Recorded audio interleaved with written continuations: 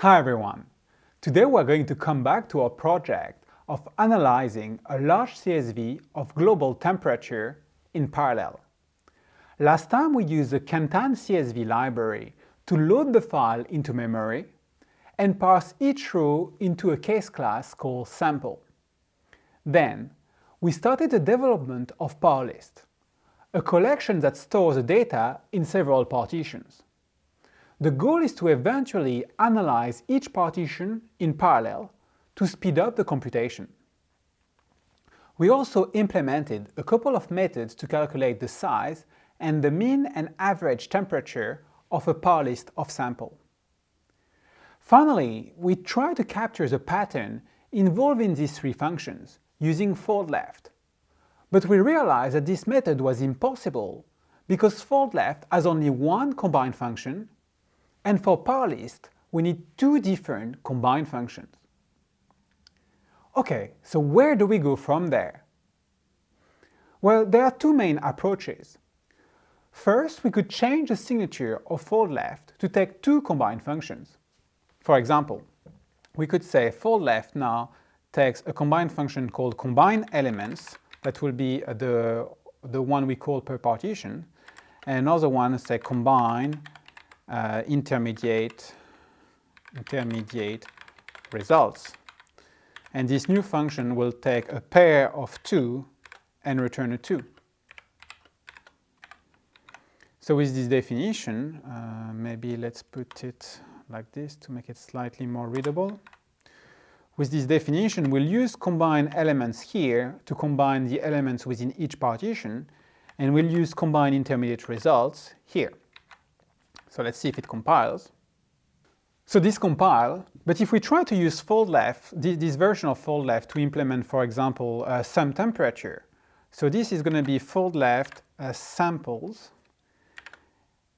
We'll say, okay, the default value is first argument. So it's going to be a 0, right? 0.0, because it's a double.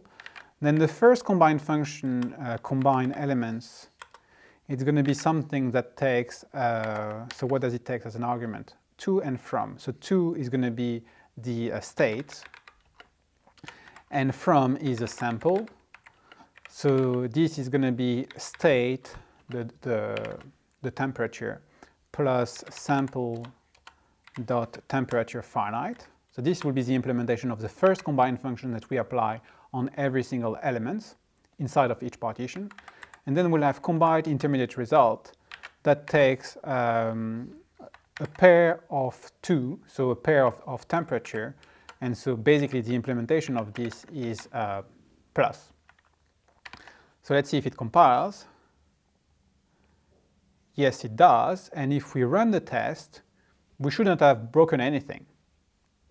As expected, it works, but it's very annoying that the two combined functions are almost identical.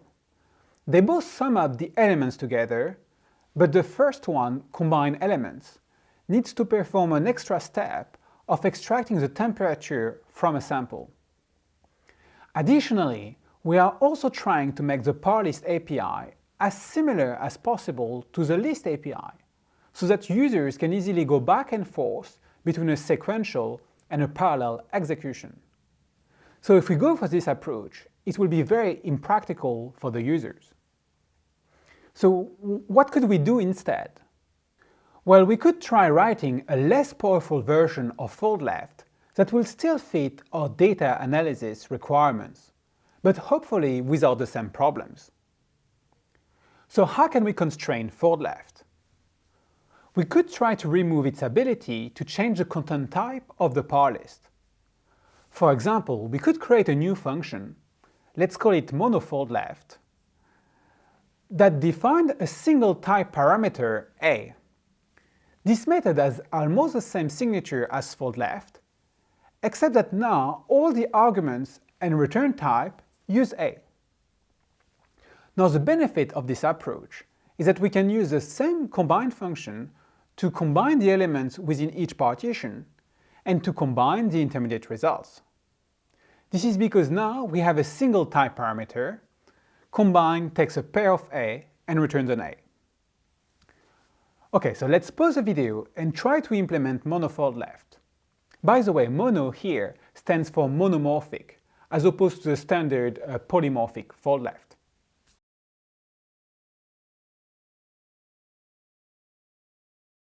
Okay, so the implementation of monofold left is exactly going to be the implementation of fold left that we tried, but that didn't work. We take the partitions, we map it. For each partition, we fold it using the default value and combine function supplied as an input. And then once we're done, we have a list of A, and we want to fold it again using the same default value and combine function. So really, it's exactly the code we tried to do for fold left, but for fold left, it didn't compile because here we needed a different combine function. But now we can reuse the same one because they're all about A's. It's all about a pair of A and return an A. So this is the advantage of having a single type parameter. So how can we test this function? So let's go to parlist test, and we could write a simple test that says, if you take a random parlist of numbers, and for example you just sum the numbers together, it would be the same as doing the same for a list. So we'll say basically monofold left, let me give some space, monofold left with a plus sum. So here we could say I want to generate a random parlist of numbers.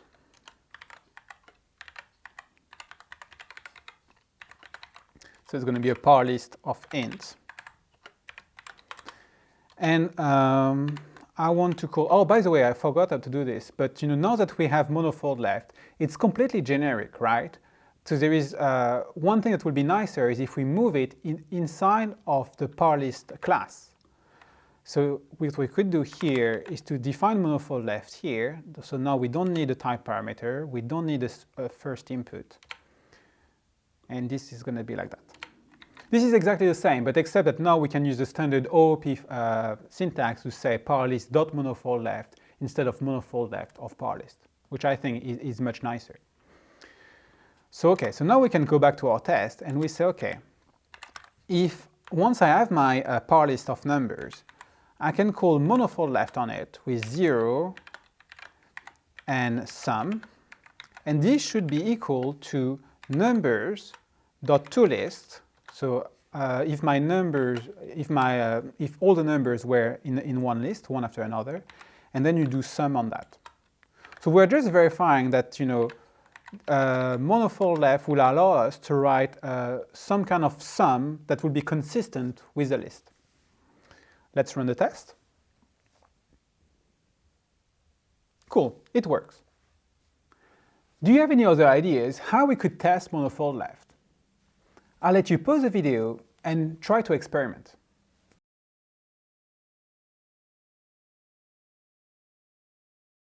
So we could go one step further and check that monofold left is consistent with list fold left. For example, we can generate a random default value and generate a random combine function. Then we could check that monofold left produces the same result as list fold left. Let's do that. So we'll say monofold left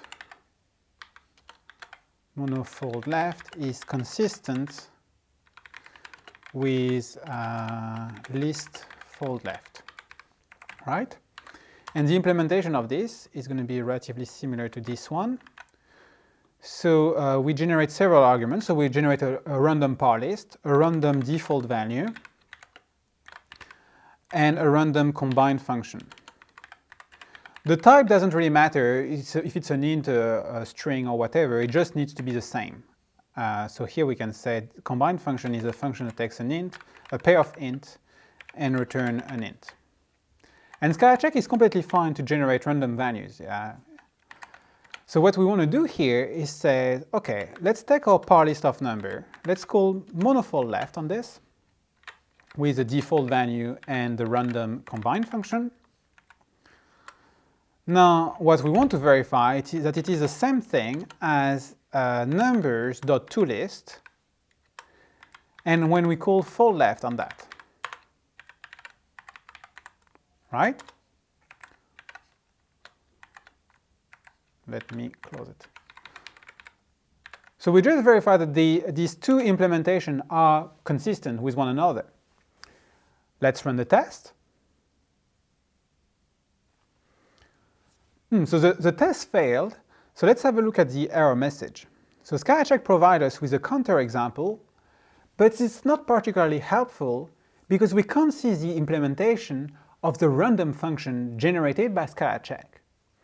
This is a limitation of Scala, and in fact most programming languages.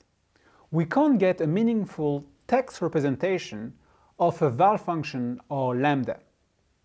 So let's try to rerun this test, but this time let's hardcode the combine function to plus, just to have a bit more information.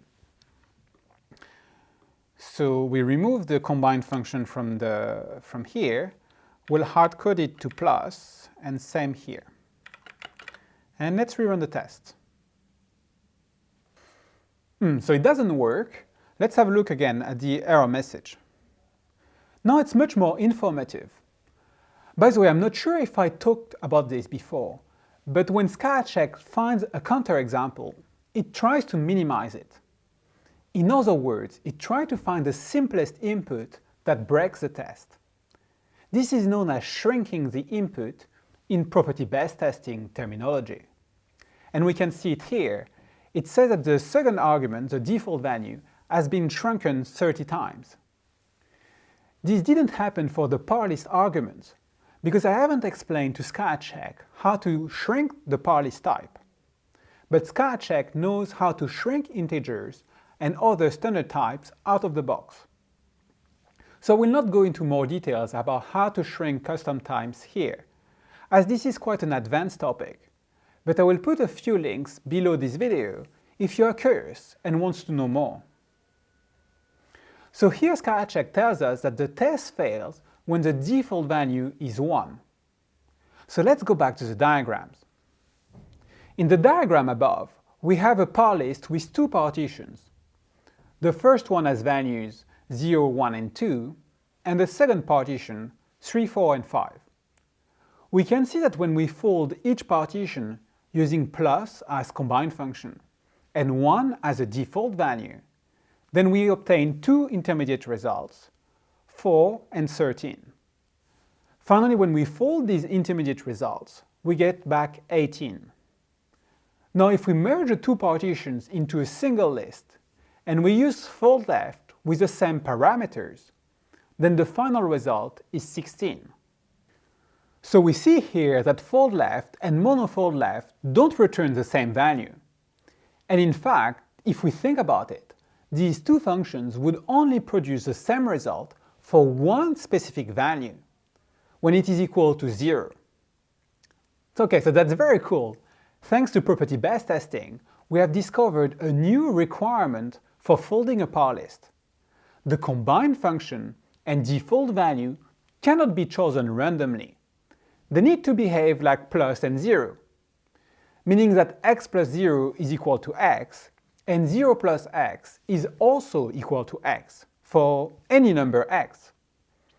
So if we apply the same reasoning to the combine function, this means that combine with a default value and x must be equal to x, and similarly if the default value is in the second argument of combine. Now the question is, how can we make this requirement clear? Because we don't want the users of our API to be caught off guard like we just were. So please pause the video for a few minutes and think about how we could inform our users of this requirement.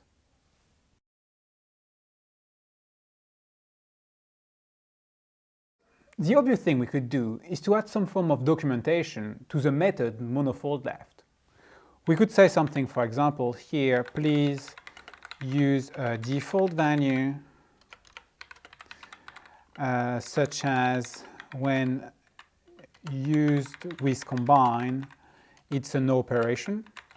With combine, it's a no operation. And with some kind of examples, we could have a bit more details. So the problem with this approach is that most users wouldn't probably read it. Another thing we could try is to try to define a trait where we will encapsulate all the parameters of monofold left. So let's call it monofold param. So this trait is going to have a type parameter, exactly like fold left, and it's going to have two methods, one for each parameter of monofold left. So we'll have default and combine, which takes first, which is an A, and second, which is another A. So two values of type A and another A. And what we'll do here is that we'll copy the whatever documentation we previously wrote on the method. Now we can put it on the class name. And instead of taking a default value in a combine function, here it will take a single argument that will be monofold param of A, which means that here it's going to be param.default, param.combine, param.default, param.combine. So now if you think about it, this is not fundamentally different from passing a default value and a combine function to monofold left. However, this has introduced enough friction to encourage users to check the documentation of monofold param. Now if you think about it, if someone asks you to pass a class that you don't know, what you would do most likely is that you will open the class to have a look at how to create an instance for it. And by doing so, you will have a quick look at the documentation. So this is, I think, the approach I would recommend. On top of that, there are some benefits of this approach. What we can do now is to define in the companion object of monofold param, we can define some common instances and we can verify that they are correct. So for example, we could say sum int. So sum int is a monofold param of int. And we can use the implementation we use in our test. So we could say now this will be 0 and this will be first plus second. Right? Now let's make everything compile. Probably we have some code in our tests that don't work anymore. Okay, so we can see that these two tests, there are tests that don't compile anymore.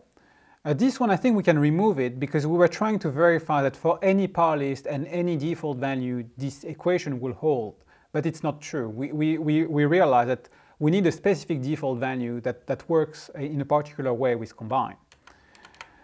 For this test, on the other hand, we need to change from passing the argument manually to passing this instance of monofold param. So let's see if it compiles now. Yes, it does, and let's run the test to see if we haven't broken anything. All good.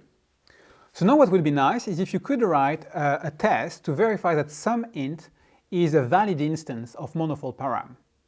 In other words, we want to verify that the default value inside of this instance, when you use it with combine, is always a no operation. And if possible, try to generalize this test to any instance of monofold param. So I'll let you pause the video and give it a try.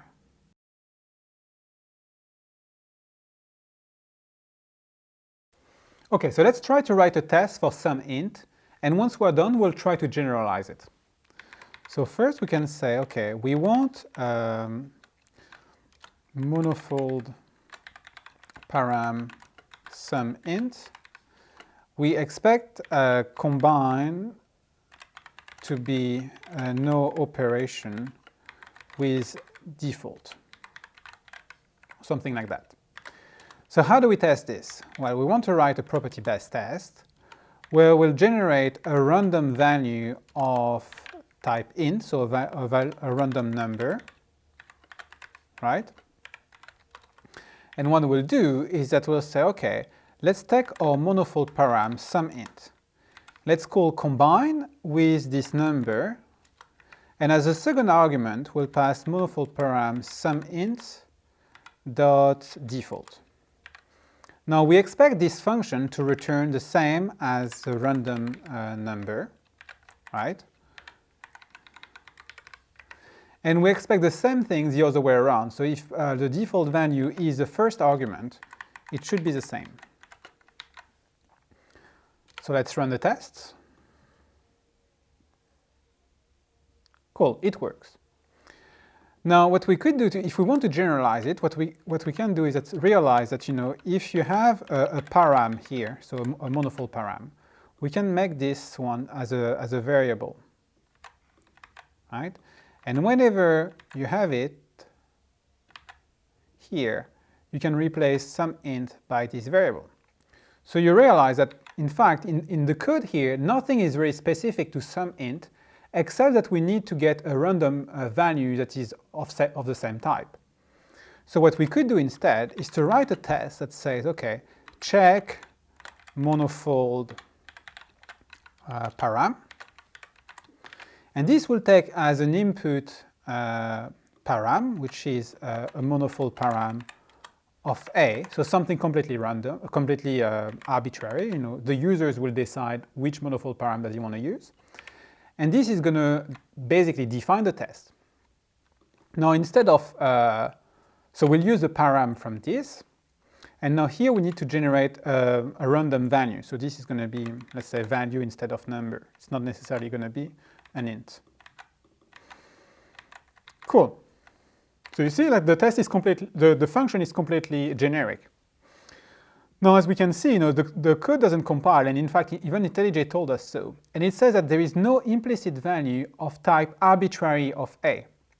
And it kind of makes sense, because what Ska, the compiler, is trying to tell us is that here we need to generate a random value of type A, but the compiler doesn't necessarily know how to do this. It knows how to generate certain random values, like random int, random list, but it doesn't know how to generate random values for everything. So we need to tell it, like, actually, we need to pass as an argument here a random generator of type A. So one way to do this is to pass a gen of A. You might remember from a previous video, there are two types in, two generators in SkyCheck. There is gen and arbitrary. Gen is meant to be passed explicitly. So if we were going to use this technique, we'll do it this way. So we say, okay, I'm passing you an instance of monofold param of A and a random generator of A, and this will work. Now, this is quite nice, but another approach we could do is to try to pass this random generator implicitly. So what we could do here is to say, okay, let's put an implicit keyword, and here instead of gen, we'll use arbitrary. So arbitrary is meant to be used implicitly, while gen is meant to be used explicitly. It's a bit annoying to have this, but there are some reasons for it. So now, if we pass this argument implicitly, then it will work. Again, it compiles. Now, the syntax can be slightly improved. So here we say, okay, I want to, for any A, I want to run this test. I want to define this test. But I also need an instance of arbitrary. So there is another syntax here when you can express the same thing this way. You say, I want any kind of A that has at least an instance of arbitrary. This is another way to do this. It's exactly the same. It's just syntax. Okay, so let's see if it compiles. Yes, it does. And now let's write an instance for, let's try to do for some int. So we can say check monofold param of some int. Oh, by the way, here we hard-coded some int in our name of our test. So we may want to have also another argument that will be the name of the type that we are trying to test. And this name will be whatever we put here, right? So here, for example, we could say some int. Okay, so let's run the test. It works. So we can see, like, now monofold param some int. And let's say, for example, if we duplicate it and we put a different name, because a SCA test is not happy if you have two tests with exactly the same name. And we expect it, we see twice the tests, one for some int, one for some int2. Great, so this is very nice. Now, with a single line of code, we can check the validity of any instances of monofold param. That's great, because it must be easy to test, otherwise no one will do it. Now I have another question for you. We wrote, a property-based test for monofold param, but there is actually a second requirement if we want to be sure that monofold left always produces the same result as list fold left. what do you think this requirement could be? It's definitely not obvious, so don't push yourself too hard. Please pause the video and take a few minutes to think about it.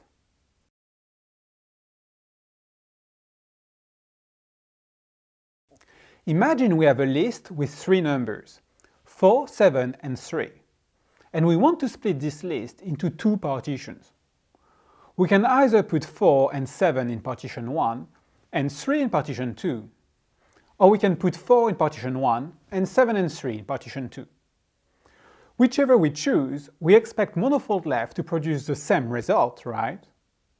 Otherwise, the parlist API would be extremely fragile. Okay, so let's expand the code of monofold left for each of these two parlists.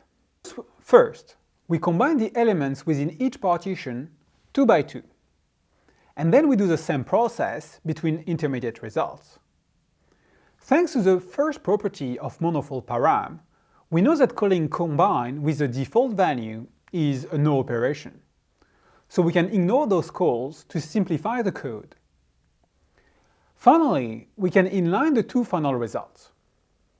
So, in summary, if we want monofold left to produce the same result regardless of how we partition the data, we need those two equations to be equal for all possible combined functions. As you might have guessed, mathematicians already came up with a name for this property. They call this kind of function associative. So we need to add a property-based test that verifies that the combined method of all monofold params is associative. So I'll let you pause the video and try to write such a test yourself.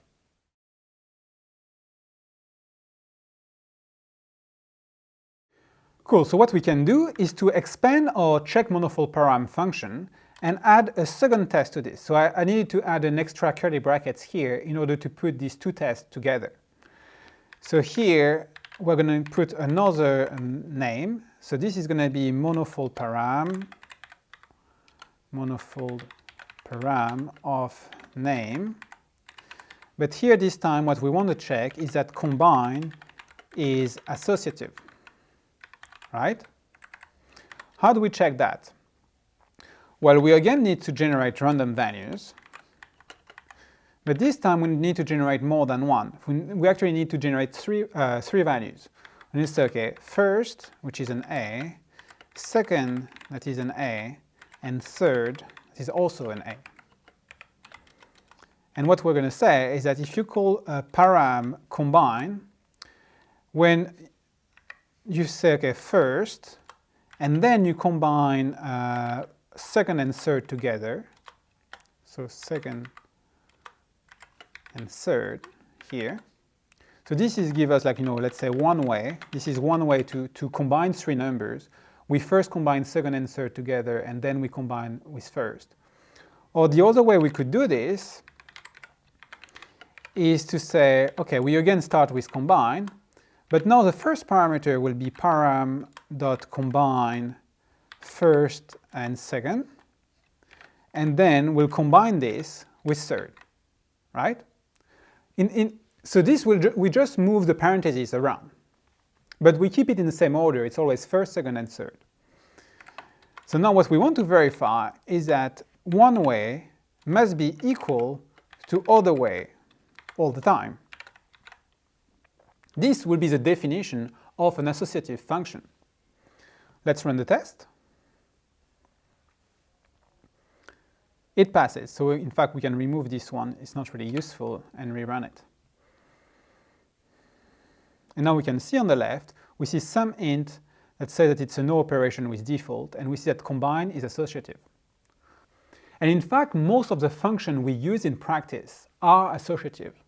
So it's rarely an issue when implementing a monofold param instance. But either way, I think it's good to know about this requirement.